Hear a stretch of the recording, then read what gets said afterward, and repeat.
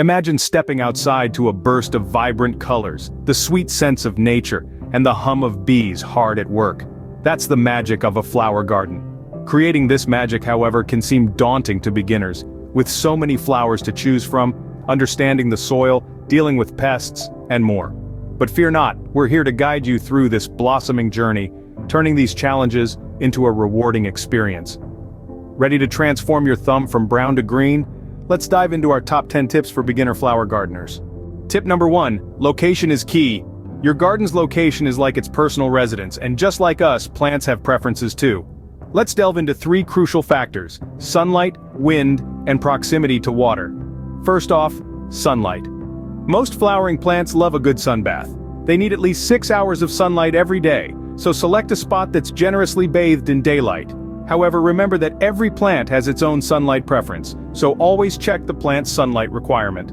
Next up, wind. While a gentle breeze can be pleasant, too much wind can damage delicate plants. So avoid overly exposed areas and consider some form of wind protection if necessary. Lastly, proximity to a water source. Dragging a heavy hose across the yard isn't fun. Choose a location that's near a water source, making watering your garden a breeze rather than a workout. Remember, a perfect location is the first step towards a perfect garden. Next up, let's get our hands dirty with soil. Soil is more than just dirt, it's a complex ecosystem that's crucial for plant growth. There are 3 primary types of soil: sandy, silt, and clay. Sandy soil drains quickly and is easy to work with but doesn't hold nutrients well. Silt is fertile and retains moisture, but it can compact easily. Clay soil is nutrient-rich but drains poorly. To determine your soil type, simply grab a handful and observe. Sandy soil will feel gritty, silt will feel like flour, and clay will feel sticky. Now, regardless of your soil type, you can improve its health. Composting is a fantastic way to enrich your soil. It introduces organic matter which provides nutrients, improves soil structure, and promotes beneficial microbial activity. Another great practice is crop rotation, which prevents nutrient depletion and disrupts pest cycles. Healthy soil, happy flowers, it's as simple as that. Now, let's talk about the stars of the show. The flowers. Choosing the right flowers for your garden isn't just about picking your favorites. You also need to consider factors like your local climate, the type of soil you have, and how much sun your garden gets. Do you live in a hot, dry area? Consider hardy, drought-resistant plants like lavender or yarrow. If your garden is more shaded, flowers like hydrangeas or begonias might be a better fit. Think about the soil too. Some flowers, like azaleas, thrive in acidic soil while others, like geraniums, prefer a more alkaline environment. And let's not forget personal preference. After all, your garden should bring you joy. So, if you love sunflowers, go ahead and plant them. Just make sure they have plenty of sun and space to grow. Remember, every flower has its own unique needs, just like people. Choosing the right flowers can make or break your garden, so choose wisely. You've chosen your flowers, now let's get them in the ground. The first thing to remember is that each flower has its own personal space. Give them room to grow by spacing them out as recommended on the seed packet or plant tag. Next, let's talk about depth. The rule of thumb is to plant seeds about 3 times as deep as the diameter of the seed. For seedlings, bury them up to their first set of true leaves.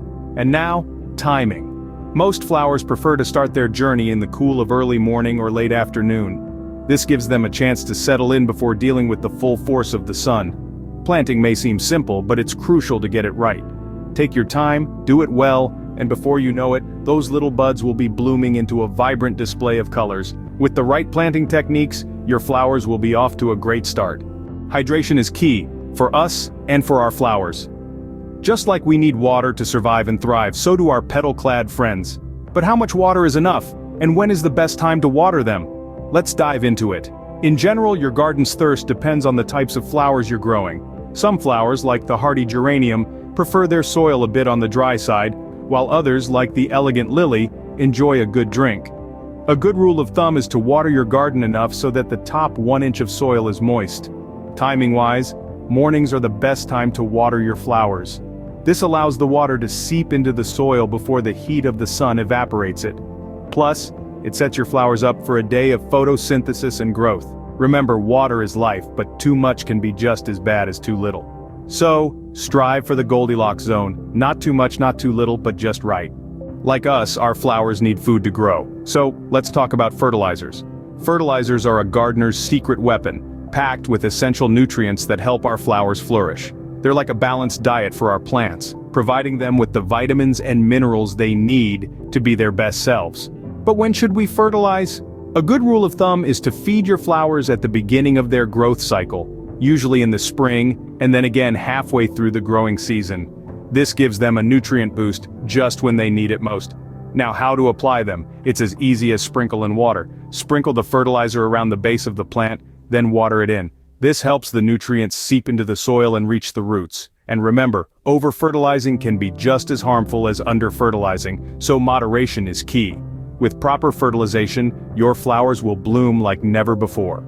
Unfortunately, not all garden visitors are welcome. In our blooming world of flower gardening, we sometimes encounter uninvited guests. Common pests like aphids, slugs, and beetles can cause significant damage, and diseases like powdery mildew or black spot can threaten the health of your garden. Prevention is always the best weapon. Keep your garden clean, removing fallen leaves and debris that can harbor pests or disease.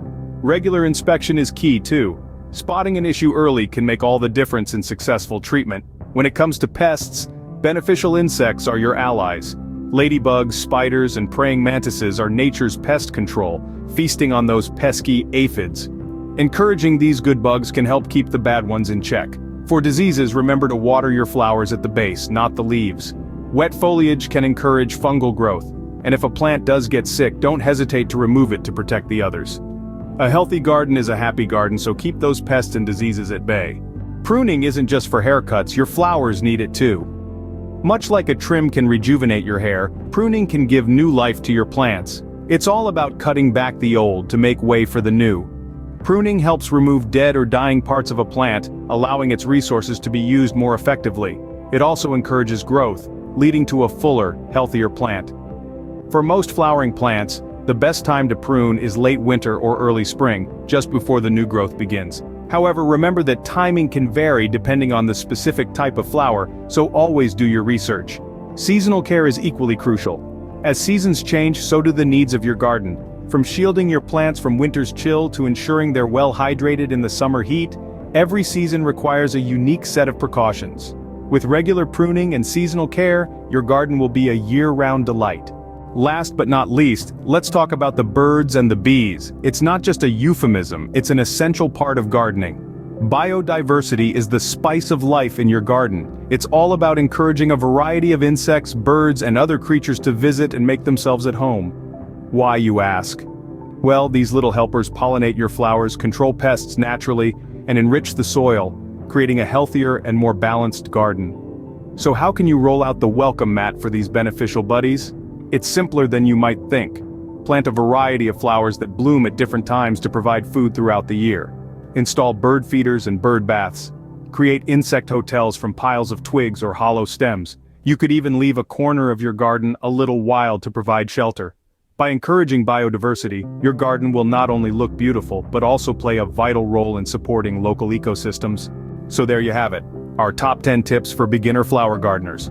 From selecting the perfect location, understanding your soil, and choosing flowers that'll thrive, to mastering planting techniques, watering, and fertilization.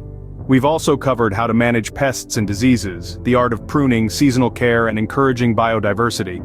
Now, it's your turn to apply these tips, cultivate your skills, and watch your garden bloom. Go ahead, get your hands dirty and create your own slice of paradise. Don't forget to like, share, and subscribe for more gardening tips. Happy gardening!